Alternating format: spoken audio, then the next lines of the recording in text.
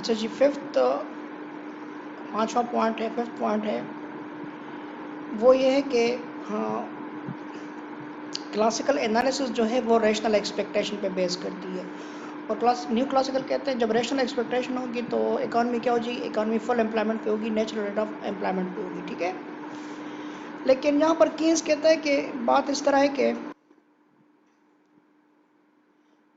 कि वो कहता है कि रैशनल जो रैशनल एक्सपेक्टेशन है उसके लिए इंफॉर्मेशन चाहिए, और इंफॉर्मेशन जो है वो मुफ्त में नहीं मिलती। उसके लिए क्या होगा, और बहुत सा कॉस्ट आएगा, ठीक है। क्या होगा इसका, यानी इंफॉर्मेशन हासिल करने के लिए आपको टाइम चाहिए, आपको कॉस्ट चाहिए, ठीक है। दूसरी बात वो ये कहता है कि चूंकि प्राइसेस और ये रिजिड इसलिए भी होती हैं, डिमांड और सप्लाई पे इसलिए भी इफेक्ट नहीं करती क्योंकि ट्रेड यूनियंस होती हैं। क्या होती हैं? ट्रेड यूनियंस होती हैं, ठीक है। दूसरा वो ये कहते हैं, कीन्स कहता है कि जो स्टेट बैंक ऑफ पाकिस्तान या स्टेट जो भी कोई स्टेट बैंक और सेंट्रल बैंक होता है वो अपनी रिपोर्ट जो है वो कई मुद्दत बाद शाया करता है, इसलिए वो कहता है कि लोगों का इन्फॉर्मेशन जो है वो बहुत टाइम बाद अवेलेबल होंगी, ठीक है। न्यू क्लासिकल कहते हैं न्यू क्लासिकल कहते हैं कि ज़रूरी नहीं है कि आप रिपोर्ट्स देखें, चीज़ें देखें। वो कहते हैं कि आप प्रोडक्शन कर सकते हो। According to new classical people use available information in the best way they can predict regarding the behavior of different variable। वो कहते हैं मुख्तलिफ वेरिएबल का वो बिहेवियर जान सकते हैं, किस किस तरह। फॉर एग्जाम्पल वो कहते हैं अगर मनी सप्लाई में इजाफा कर लिया गया तो कैसे पता लगेगा आपको, कहता है इसका पता चलेगा आप लोगों को प्राइसेस से, ठीक है। क्योंकि अगर मॉनेटरी अथॉरिटी वो सप्लाई ऑफ मनी को इंक्रीज कर रहे हैं, किस लिए? मॉनेटरी सप्लाई अनएम्प्लॉयमेंट को कम करने सेक्टर के लिए। तो the people came to know about the impact of money supply on prices, ठीक है। क्योंकि क्यूटीएम की थ्योरी है वो पेश करेंगे कि जब कहते हैं प्राइस में इजाफा होगा तो क्या हो जाएगा, सॉरी मनी सप्लाई में इजाफा होगा तो प्राइसेस में इजाफा होगा, ठीक है। लेकिन किन्स कहता है कि ज़रूरी नहीं है, ज़रूरी है कि लोगों को पता चले, क्योंकि बहुत से लोग अनअवेयर होते हैं प्राइसेस के बारे में, ठीक है। इस तरह कहते हैं बहुत से लेबर अनअवेयर होते हैं, ठीक है। But Keynesians say that so many labor in the economy fail to know about such all measures and their effect on prices। उनको पता ही नहीं होता। Moreover, Keynesians say that information available and prediction making may be possible in the long run। कहते हैं आप production जो हम सही कर सकते हैं वो लॉन्ग रन के लिए कर सकते हैं, शॉर्ट रन में तो किसी को पता ही नहीं होगा कि क्या हो रहा है। But in short run such all is not possible, ठीक है।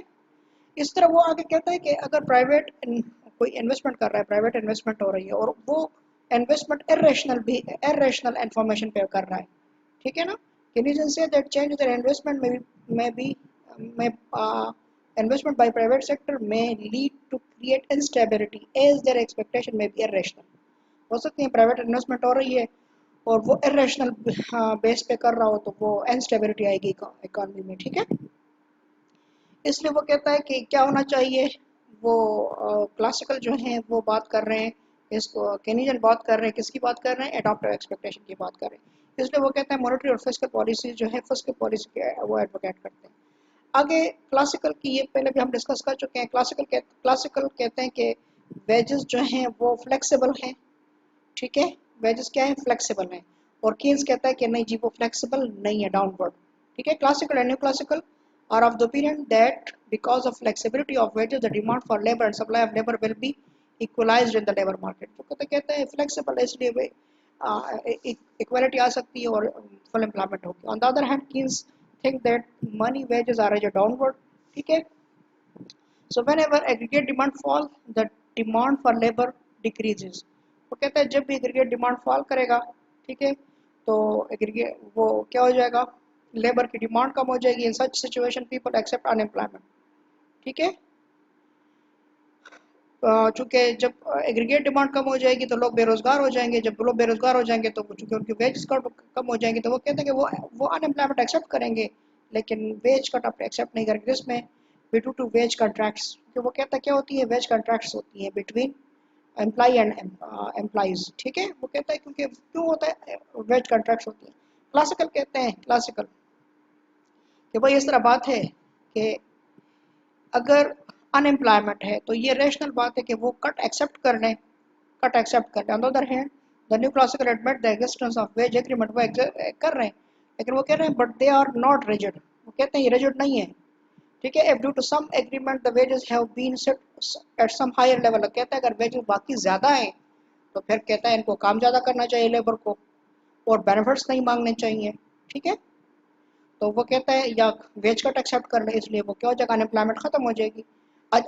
ठीक है, आजकल भी जो है वो जो इमरान खान की गवर्नमेंट कर रही है, वो गवर्नमेंट एम्प्लॉइज़ के लिए क्या कर रही है, वेज कट की बात कर रही है। ठीक है ना, वेज कट एनुअल एग्रीमेंट की बात कर रही है, पेंशन ख़त्म करने की बात कर रही है।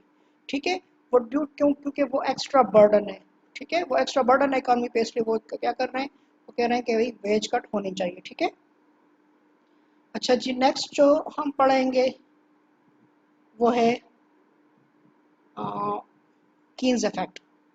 केनेजियन इफेक्ट वो ये अभी ये क्या चीज़ है, चलें इसको नेक्स्ट इसमें वीडियो में पढ़ते हैं। ठीक है, केनेजियन इफेक्ट। ठीक है, केनेजियन इफेक्ट और पीको इफेक्ट क्या चीज़ें हैं, इसको नेक्स्ट वीडियो में पढ़ते हैं।